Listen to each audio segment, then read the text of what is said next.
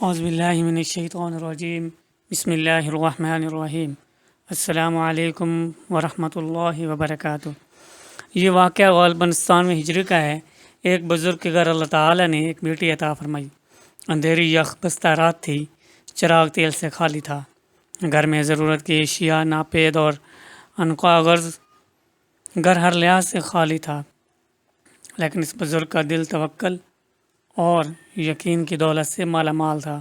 یہی وجہ تھی کہ یہ بندہ خدا بالکل آرزدہ خاطر نہیں ہوا۔ اس بزرگ نے کسی انسان کے آگے نہ دست سے سوال دراز کیا، نہ زبان پر حرف شکایت لایا۔ خالق کی رضا اور شاکر ہو کر وہ ذکر الہی کرتا اور درود شریف پڑھتا رہتا، اور اس نے بارگاہ خداوندی میں اپنا سر سجدہ میں رکھ کر ثابت قدمی اور حوصلہ کی دعا کی۔ اسی وقت عالم غنودگی میں یہ بزرگ حضور کرم صلی اللہ علیہ وسلم کی زیارت سے سرفراز ہوا۔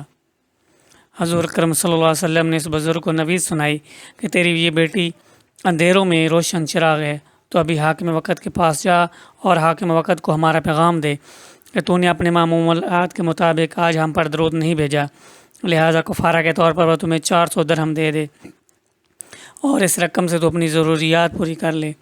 عالم بیداری پر اس بزرگ کی مسرت کا کوئی ٹھکانہ نہ رہا۔ اس کو اپنی پریشانیوں اور تنگ دستی کا صلہ اس کی توقع سے بڑھ کر ملا۔ حضور صلی اللہ علیہ وسلم کی زیارت کوئی معمولی بات نہ تھی، اس کے علاوہ 400 درہم مل جانا گراں بہا خزانہ سے کم نہ تھا۔ وہ بزرگ حاکم وقت کے پاس پہنچا اور اس کو سرکار دو عالم صلی اللہ علیہ وسلم کا پیغام پہنچایا۔ حاکم درود پاک پڑھنے کی غفلت پر گھبرایا اور پھر سجدہ شکر بجا لایا کہ محسن انسانیت نے اس ناچیز کو یاد کیا، اور ساتھ ہی پیغام رساں کا مشکور بھی ہوا، اور اس کو فوراً 400 درہم دے دیے۔ وہ بزرگ خوشی خوشی گھر واپس آیا تو زچہ بچہ کی ضروریات کو پورا کیا۔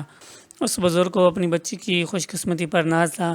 یہ خوش نصیب بچی بڑی ہو کر رابع بصری کے نام سے مشہور ہوئی اور اس نے مقام ولایت حاصل کیا اور کلندرہ بنی۔ اللہ پاک ہم سب کو نیک اعمال کی توفیق عطا فرمائے، آمین۔ اگر آپ کو یہ ویڈیو پسند آئی ہے تو ویڈیو کو لائک، شیئر اور کمنٹ سے ضرور کیجیے گا، اور میرے چینل کو لازمی سبسکرائب کیجیے گا۔ شکریہ۔